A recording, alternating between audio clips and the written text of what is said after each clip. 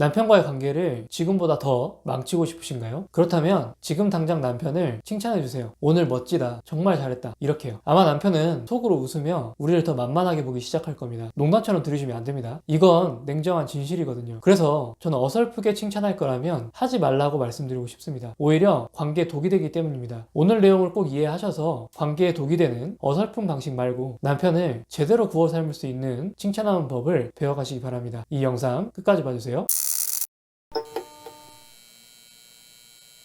아마 많은 분들이 남편 힘든 것 좀 알아봐줘라. 남자는 인정받고 싶은 동물이니 계속 칭찬해줘야 한다. 이런 조언을 귀에 못이 박히도록 들어보셨을 겁니다. 너무나도 맞는 말 같아서 우리는 그 말을 믿고 실천하려 노력했던 적이 있으셨을 거예요. 물론 완전히 틀린 말은 절대 아닙니다. 하지만 우리는 그 전에 칭찬이 오히려 관계에 역효과가 되는 경우가 있다는 것을 먼저 알아야 합니다. 어떤 경우냐면 많은 분들이 칭찬을 한다고 생각하고 상대방을 평가하는 경우가 많습니다. 칭찬과 평가는 언뜻 비슷해 보이지만 사실 그 본질은 완전히 다릅니다. 칭찬이 상대방의 행동에 대한 진심 어린 감탄이나 고마움을 이야기하는 거라면 평가는 우리가 어떤 기준을 가지고 상대방의 행동을 잘했다 혹은 못했다고 판단하는 행위입니다. 한번 생각해 보겠습니다. 우리가 온 힘을 다해 화장실을 깨끗하게 청소합니다. 땀을 뻘뻘 흘리면서 말이죠. 그때 아이가 와서 욕실을 쓱 둘러보더니 우리에게 이렇게 말하는 거예요. 엄마, 화장실 청소 생각보다 잘했네? 라고 말이죠. 그러면 우리는 어떤 기분이 들까요? 아마도 우리가 마음의 여유가 있는 상태라면 자식 조그만 게 귀엽네 라고 생각하고 넘어갈 수 있을 겁니다. 그런데 우리가 생각보다 스트레스가 많이 쌓여있는 상황에서는 순간 이런 마음도 들 거예요. 쟤가 지금 내가 화장실 청소하는 거 감시한 거야? 라고 말이죠. 하지만 만약 아이가 이렇게 말한다면 어떨까요? 엄마, 와, 화장실이 번쩍번쩍 빛나요. 엄마가 청소해줘서 우리 집이 호텔 같아요. 너무너무 고마워요. 라고 말이죠. 화장실 청소 잘했네? 라고 이야기하는 건 평가고 고맙다라고 이야기를 하는 건 칭찬입니다. 어떤 말이 우리의 마음을 움직이고 앞으로도 기쁜 마음으로 집안일을 하게 만들어줄까요? 당연히 후자일 겁니다. 사실 우리가 남편을 평가하게 되는 것은 어쩌면 당연한 일일지도 모릅니다. 아내로서, 엄마로서 집안의 대소사를 책임지고 관리하는 역할을 하게 되니 말이죠. 우리도 모르게 선생님의 마음으로, 감독관의 마음으로 남편을 바라보게 될 때가 있을 겁니다. 하지만 이 역할에 너무 익숙해지는 순간 우리는 가장 중요한 남편과의 동등한 파트너로서의 관계를 잊어버리게 됩니다. 여기서 남성들이 가진 중요한 특징을 이해해야 됩니다. 남자들은 여성보다 수직적인 관계, 즉 서열에 대해서 훨씬 더 민감한 편이에요. 친구 관계에서든 직장 동료 관계에서든 그들은 알게 모르게 서로의 서열을 인식하고 존중받는 것을 중요하게 생각합니다. 그런데 이런 남성들이 누군가에게 자신이 평가받는다 이런 느낌을 받는 순간 그들은 이것을 매우 불쾌하게 여겨요. 남편도 마찬가지입니다. 우리가 남편에게 칭찬이 아닌 평가를 하게 되면 남편은 무의식적으로 자신이 아내에게 서열이 낮아서 무시받는 사람 이렇게 취급받는다고 여기는 경우도 많이 있습니다. 그래서 이런 말들은 차라리 하지 않는 게 오히려 더 관계에는 좋을 수 있는 거죠. 특히 무심코 우리가 칭찬이라고 할 수 있는 잘했어, 정말 대단하다 이런 말들도 상황에 따라서는 나를 감시하는 건가? 나 지금 평가받으려고 한 거 아닌데? 라는 생각이 들게 만들 수 있습니다. 남편 스스로 인정받았다는 그런 만족감 대신 불쾌한 감정이나 방어적인 태도를 유발하게 돼요. 더 안 좋게 나가면 내 아내가 나를 조종하고 통제하려고 한다 이렇게까지 생각하기도 합니다. 물론 어떤 분들은 이렇게 말씀하실 수도 있어요. 내 남편은 회사에서 상사한테 칭찬받는 거 그렇게 좋아하던데? 라고 말이죠. 맞습니다. 하지만 그건 상사와 부하 직원 이렇게 수직적 관계가 이미 합의된 상황이잖아요. 부부관계는 어떤가요? 우리는 동등한 파트너입니다. 직장에서나 이렇게 통하는 그런 평가의 잣대를 부부관계에 들이미는 순간 그 평등한 신뢰에 균열이 가게 되는 거죠. 또 한 가지는 칭찬의 타이밍이 잘못된 경우가 많이 있습니다. 이러면 칭찬을 해도 관계가 안 좋아져요. 특히 남편과 사이가 좋지 않았을 때 그럴 확률이 높습니다. 예를 들어 이런 상황이에요. 요즘 남편이 우리를 슬슬 피하고 밥을 먹어도 스마트폰만 들여다보는 겁니다. 대화가 없고 침묵이 지속될 때 이 정말 어색하고 숨막히는 공기를 깨기 위해 무슨 말이라도 해야 할 것 같아서 결국 칭찬부터 시작합니다. 오늘도 일하느라 힘들었지? 수고했어 라고 말이죠. 남편은 스마트폰 하다가